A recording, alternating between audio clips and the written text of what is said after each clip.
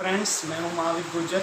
मैं आपको एक राजस्थान के झालावाड़ दुर्ग, घाघरोन का किला, खिची वंश के अचलदास खिची की कुछ प्रमुख कहानी बताना जा रहा हूँ। घाघरोन का किला जो झालावाड़ यानी कि काली सिंध व अऊ नदी के संगम पर बना है, जिसे जल दुर्ग भी कहा जाता है।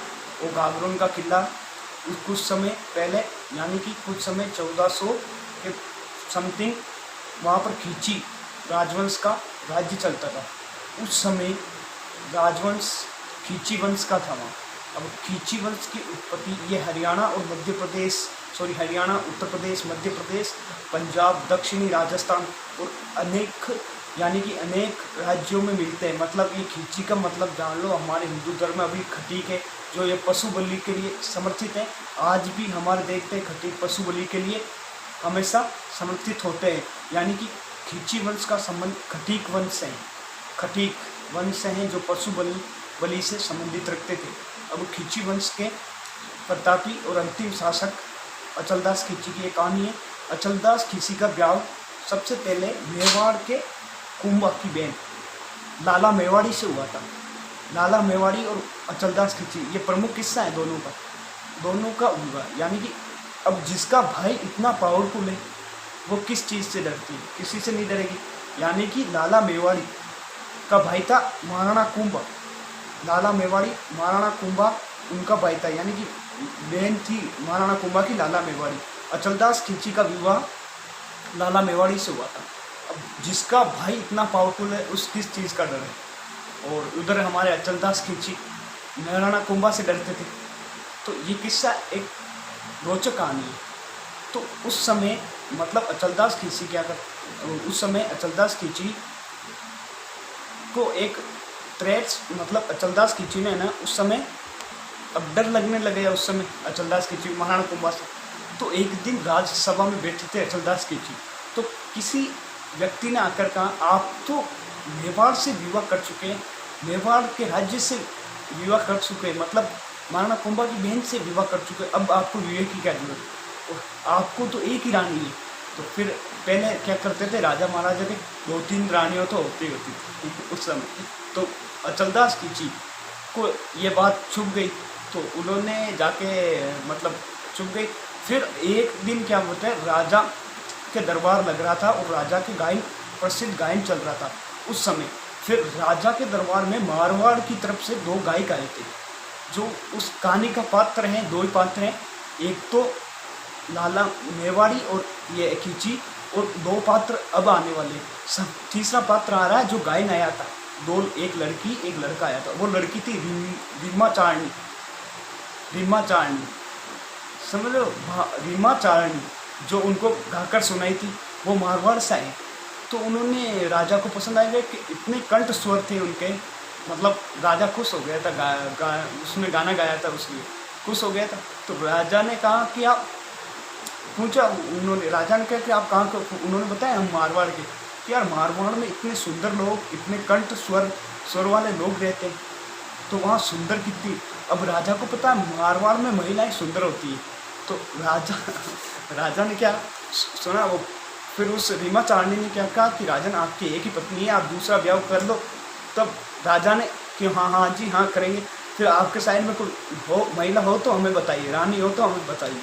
तो रीमा चारणी ने सबसे पहले उस समय बीकानेर साइड में एक गांव पड़ता था, जांगलू गांव। उस समय सांकला राजपूतों का शासन था जांगलू। उस समय सांकला राजपूतों का बीकानेर पर जांगलू वहाँ गांव पड़ता था, वहाँ शासन था। अब राजा को रीमा चारणी ने राजा को उन रानी की सुंदरता के बारे में गीत गाकर बताया। अब वो गीत तो मुझे याद नहीं है मित्रों, लेकिन मैं इतना और कह सकता हूँ कि इतना सुंदर गाया था और इतना स्वर्ण गाया था। मतलब ऐसा बोल रहे थे कि चंद्रमा लाली, फूलों में कमल, और पता नहीं क्या क्या कह रहे थे। तो सबसे बढ़िया गाया था कि उनका फिगर कौन सा, 0 फिगर है। मतलब 0 इतने है कि 0 फिगर, यानी कि समझ रहे हो आप, तो समझ चुके हो। तो अब अचलदास खिची उन पर मोहित हो गए। तो चलो, अब उनको डर लग रहा था कि उधर लाला मेवाड़ी को पता लगेगा, और लाला मेवाड़ी को पता लग गया तो हमारी कट्टियाँ खराब है। तो पहले उन्होंने कहा कि अब किसी आदमी को ऐसे तो थोड़ी कह सकता है राजा कि हाँ नहीं करेंगे, हमें उससे डर लगता है। नहीं, उन्होंने हाँ भर दी, रीमा चाणक्य हाँ भर दी, मतलब कि हाँ करेंगे। फिर उन्होंने क्या कहा, वो सीधे चले गए दरबार से उठकर उन्होंने वचन दे दिया था दरबार में कि हम शादी करेंगे। तो दरबार से उठकर सीधे लाला मेवाड़ी के पास चले गए। अब लाला मेवाड़ी के पास चले, लाला मेवाड़ी से बात करी तो उन्होंने कहा था कि हम राजा हैं, एक रानी तो और होनी चाहिए यार। पर लाला मेवाड़ी ने कहा चलो ठीक है, रानी तो है लेकिन आप कभी उसके पास जाओगे नहीं, मतलब शादी करने के बाद उसके पास जाओगे नहीं। तो ठीक है चलो, राजा अचलदास खींचे ने कहा ठीक है आपकी शर्त मान ली जाएगी, मैं कभी उनके पास नहीं जाऊँगा, लेकिन शादी तो करने दो। तो वह लाला मेवाड़ी ने भी ये शर्त मान ली। अब क्या हुआ, अचलदास खींची की बारात चली गई, मतलब घाघरोन पड़ता है, घाघरोन यानी झालावाड़ मध्य प्रदेश के बॉर्डर पर, और जांगलू सेठ पड़ता है यहाँ बीकानेर यानी कि जैसलमेर बॉर्डर पर। तो मध्य प्रदेश के बॉर्डर से घाघरोन बॉर्डर यानी मध्य प्रदेश के बॉर्डर से जैसलमेर बॉर्डर तक बारात आई। तो आपको पहले पता है जैसे कि हमारे बुजुर्गों या पहले बुजुर्गों की बारातें जाती थी तो क्या पशु ले जाया करते थे, और पशु में क्या होता था कभी थकान भी हो जाती थी, इसलिए वो 3-4 दिनों से आते थे, बारात रुक के आती थी। यानी कि हमारे साधारण मनुष्य की पहले बारात ले जाई जाती है तो वो 3-4 दिन लग जाती। तो फिर वो तो अचलदास खींची की बारात थी यानी कि राजा की बारात थी। तब घाघरोन बॉर्डर से मध्य प्रदेश बॉर्डर से जैसलमेर बॉर्डर तक जाने में लगभग कितने महीने लग चुके होंगे आपको भी पता है। फिर पहुँचते चले गए वहाँ, शादी हो गई। फिर अचलदास खींची ने क्या दिमाग लगाया कि यार हम बारात लेके आए हैं तो बारात को ठीक तरह से रोके।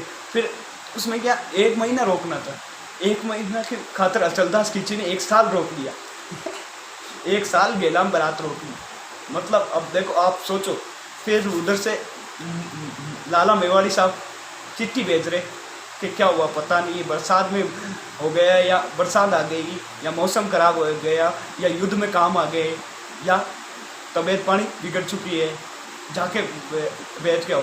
लेकिन अचलदास खींची ने कहा कि जब तक कोई भी लेटर घाघरोन ऑफ गवर्नर आता है, घाघरोन का नाम लिखकर लेटर आता तो उसे फाड़ काटो। तो उन्हें फड़वा दिया। तब अचलदास खींची वहाँ 1 साल रुके, फिर धीरे धीरे आगे चले गए। फिर वहाँ से क्या है, अब हम और थक गए, यानी कि वहाँ 4 महीने और रुक गए आगे जाके। अब आपको पता है घाघरोन तो वहाँ का वहीं रहेगा, कहीं आगे तो साहित्य की सकेगा, मतलब घाघरोन तो वहाँ का वहीं रहेगा, वहीं स्थित रहेगा। तो धीरे धीरे वो पहुँच चुके हम, मतलब वहाँ तक पहुँच गए। अब बात ये है कि अचलदास धीरे धीरे पहुँच गए, फिर उन्होंने अलग महल बनवा दिया। फिर अचलदास खींची 7 साल तक उस रानी के पास नहीं गए, उस रानी के पास नहीं गए जो सांकला राजपूतों की उमा सांकला, जिसकी सौंदर्यता का उन्होंने वर्णन किया था उमा चारणी ने।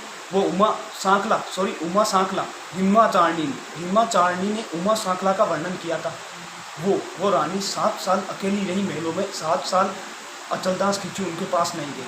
फिर एक दिन हिमा चारणी उनसे मिलने राजा के दरबार में कि उन्होंने उमा सांकला से मिला कि महारानी जी ठीक हो ना।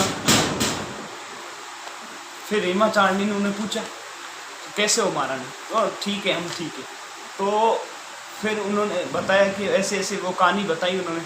फिर हिमा चारणी ने क्या कहा, हिमा चारणी ने एक अफवाह फैलाई कि महारानी के पास, यानी कि जो सांकला महारानी थी उनके पास ऐसा हार है जो किसी के भी पास नहीं, दुनिया की किसी भी महिला के पास नहीं। तो ऐसा सोचकर अफवाह फैलाई। तो आपको पता है महिला का आभूषण क्या होता है, सबसे बड़ा गहना ही होता है, महिला की सुंदरता का आभूषण होता है सबसे बड़ा गहना। तो गहने के लिए हर महिला चाहती है कि हमें भी ऐसा हार हो। तब लाला मेवाड़ी के पास भी ये खबर गई होगी। फिर लाला मेवाड़ी ने क्या कहा कि वो हार हमें दे दे और हम 1 दिन के लिए आपको अचलदास खींची को आपको मेलों में जाने देंगे, यानी कि 24 घंटों के लिए आपको मेलों में जाने देंगे, मतलब वामनी। तो उन्होंने हार लाला मेवाड़ी को दे दिया और 1 दिन के लिए अचलदास खींची उनके उमा सांकला के मेलों में चले गए। तो उमा सांकला ने देखकर सोचा आज चांद किधर से उग गया, यानी कि आज सूरज किधर से उग गया। फिर एक गीत गाए, सोरठ गाया होगा, और कि आज गलियों से बहुत बहुत दिन बाद इस गली से चांद निकला था, सॉरी हाँ चांद आया है। तो वह 24 घंटे बीत चुके हैं। फिर लास्ट में कि आज एक बिछड़ने के बारे में गीत गाया था, वो हम मैं याद कर नहीं पाया, सॉरी उसके लिए। लेकिन बिछड़ने के बाद फिर उन्होंने अचलदास खींची को गीत गा कर सुनाया। तो उसमें अचलदास खींची को दो ही चीज़ें समझ में आई। एक तो आई वो हार वाली, यानी कि हार ले जाओ और आपका बींद ले जाओ, मतलब बींद मतलब आपका ये ले जाओ, अचलदास खींची ले जाओ। फिर हार ले जाओ, अचलदास खींची वापस ले जाओ और हार ले जाओ। तो उन्होंने फिर अचलदास खींची को समझ में आया ये मैटर क्या है, मैटर क्या है। फिर अचलदास खींची का जो रीमा चांदनी थी ना, उन्होंने बताया कि आपको जो हार के बदले खरीदा गया है, हार के बदले आपको खरीदा गया है। फिर अचलदास खींची के यहाँ लगी, दिल में लगी जाके। अचलदास खींची ने जाके डायरेक्ट कहाँ मिले, लाला मेवाड़ी से मिले। अब लाला मेवाड़ी के आप इतने गिरे हुए हो क्या, मुझे हार के बराबर समझ लिया। फिर अचलदास खींची ने कहा किसी का डर नहीं है, किसी का भी डर नहीं है। फिर वो फिर वो जो सांकला, उमा सांकला और ये संतुलित रूप से रहने लगे। फिर उनके बाद में एक पुत्र हुआ था इनके, और फिर वो आगे उमा सांकला का पुत्र इन अचलदास खींची के बाद शासक बना था। यही गागरोन के अचलदास खींची लाला मेवाड़ी की कहानी है। और उसके बाद अचलदास खींची वचनिका का चारण कवि शिवदास गार्डन उनके रचयिता है। उनमें 1423 ईस्वी में युद्ध हुआ था मालवा के मांडू के सुल्तान और अचलदास खींची के मध्य हुआ था ये युद्ध। मालवा के मांडू के सुल्तान हुसैन शाह और अचलदास खींची के मध्य युद्ध का वर्णन मिलता है और खींची चौहानों की उत्पत्ति के बारे में जानकारी मिलती है। थैंक यू मित्रों, कमेंट, लाइक और सब्सक्राइब। ऐसे राजस्थान के और भी प्रमुख किस्से जो आपको सुनने को और मिल जाएंगे। थैंक यू मित्रों।